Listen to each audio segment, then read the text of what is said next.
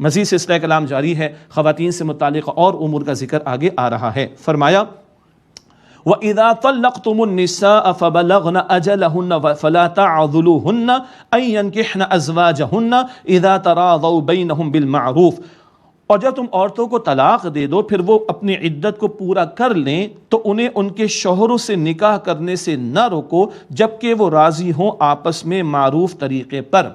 ایک شخص نے طلاق دے دی، عدت میں رجوع کر لے تو نئے نکاح کی ضرورت نہیں، عدت کے بعد رجوع کرے گا تو نیا نکاح کرنا پڑے گا، ایک طلاق کی حد تک رجوع کا امکان، دوسری کی حد تک رجوع کا امکان۔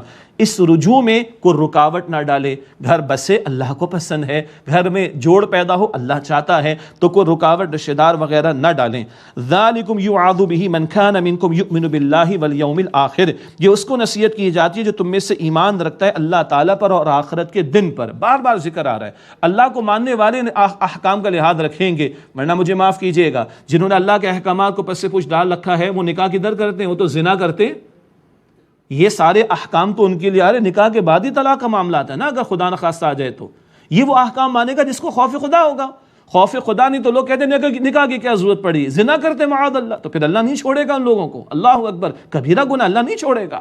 لیکن یہ وہ احکام ہے، خوف خدا ہوگا تو بندہ ان معاملات کا خیال رکھے گا، تو جوڑ کی بات ہوگی، توڑ کی بات نہیں ہوگی۔ اگر رجوع کا معاملہ بنتا ہے تو کوئی رکاوٹ اس میں نہ ڈالے۔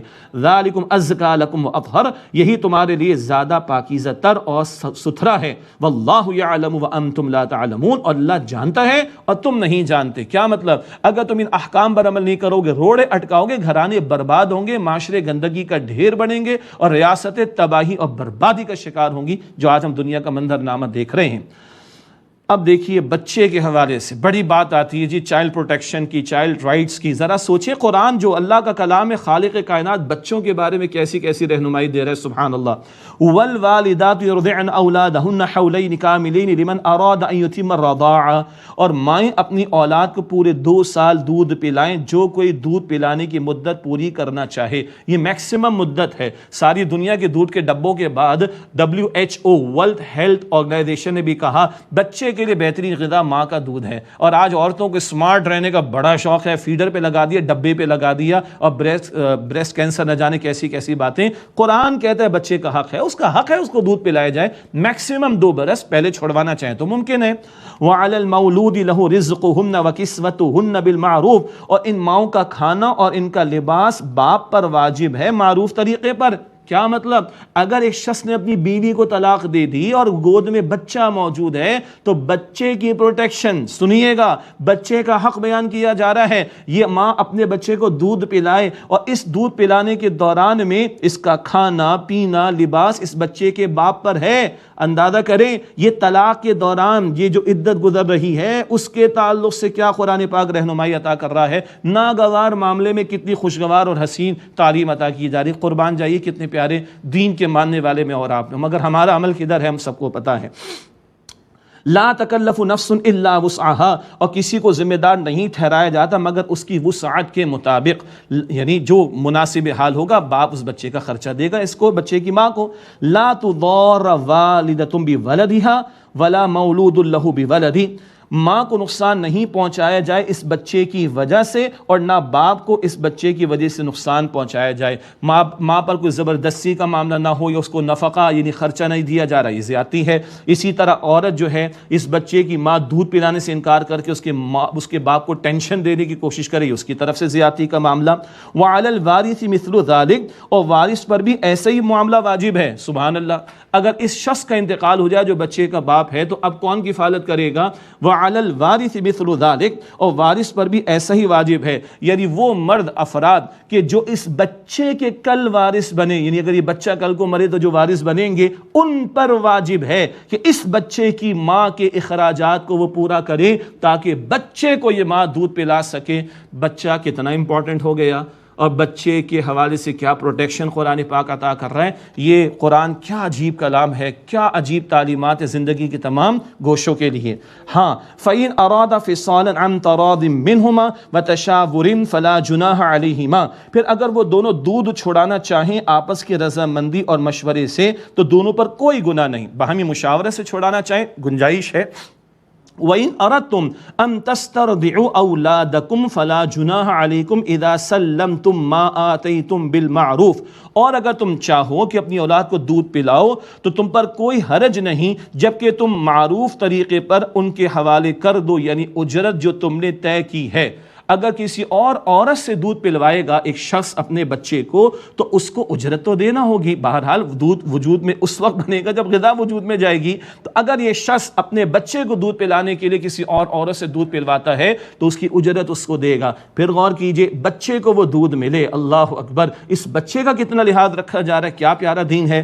واتقوا اللہ واعلموا ان اللہ بما تعملون بصیر، اور اللہ سبحانہ وتعالیٰ کا تقوی اختیار کرو اور جان لو کہ اللہ تعالیٰ جان لو تم جو کچھ کرتے ہو اللہ تعالیٰ خوب دیکھنے والا ہے۔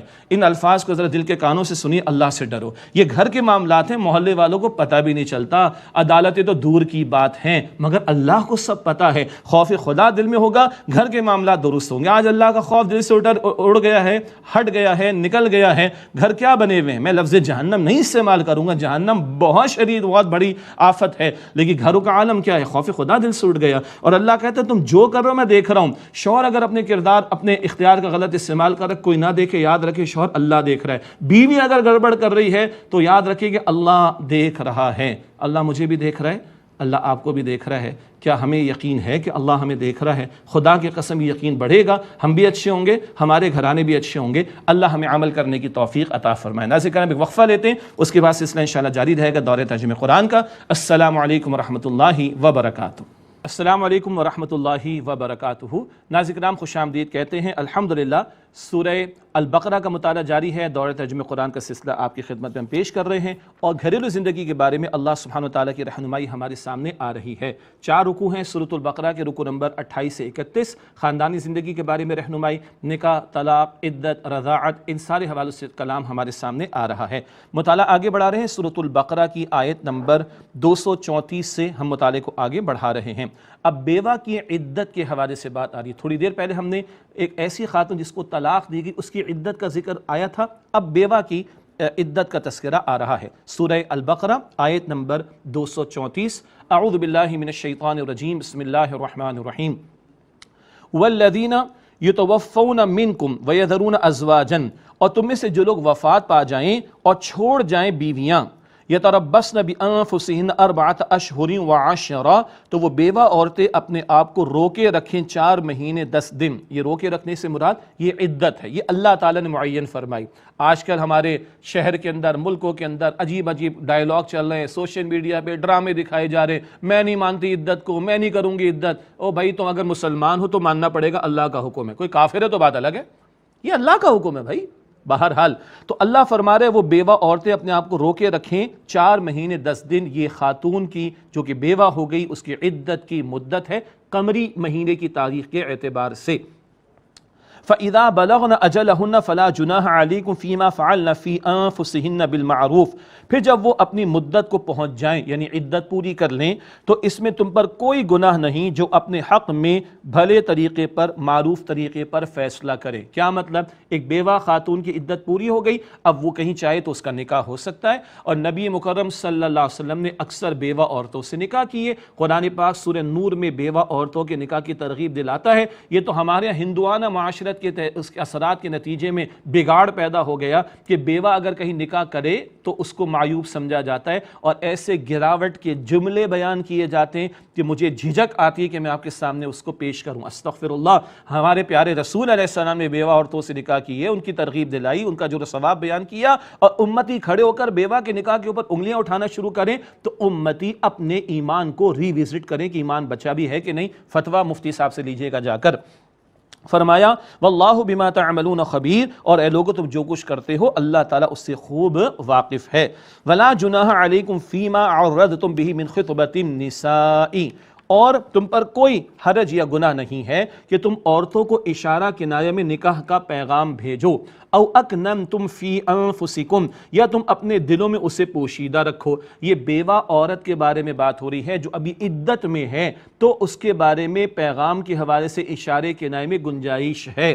علم اللہ انکم ستذکرونہن ولکن لا تواعدوہن سرا الا ان تقولوا قولا معروفا، اللہ تعالیٰ جانتا ہے کہ تم جلد ان کا خیال دل میں لاؤ گے، لیکن ان سے پوشیدہ طور پر کوئی نکاح کا وعدہ نہ کرو مگر یہ کہ تم معروف طریقے پر کوئی بھلی بات کہہ دو۔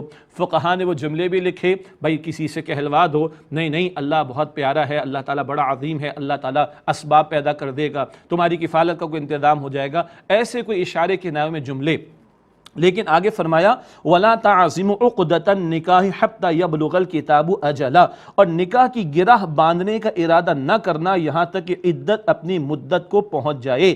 اشارے کنائے میں پیغام جانا ایک بات ہے، پکا ارادہ کر کے اس کا تیقن یقین کے ساتھ اظہار کرنا یہ نہیں ہوگا عدت کی مدت کے دوران میں۔ بہرحال ایک عورت ہے، بیوہ ہو گئی ہے، اس کا شوہر کا انتقال ہوا تو غم کا معاملہ تو ہوگا، یہ وہ نفسیاتی پہلو بھی ہیں جن کا ہمارے رب نے جو ہمارا خالق خیال اور لحاظ رکھا ہے۔ وَاعْلَمُوا أَنَّ اللَّهَ يَعْلَمُ مَا فِي أَنفُسِكُمْ فَاحْذَرُوا، اور جان لو کہ جو کچھ تمہارے دلوں میں ہے اللہ سبحانہ و تعالیٰ جانتا ہے، پس تم اس سے ڈرو۔ وَاعْلَمُوا أَنَّ اللَّهَ غَفُورٌ حَلِيمٌ، اور جان لو کہ اللہ سبحانہ و تعالیٰ بے شک بہت بخشنے والا، حلم والا ہے، تحمل والا ہے۔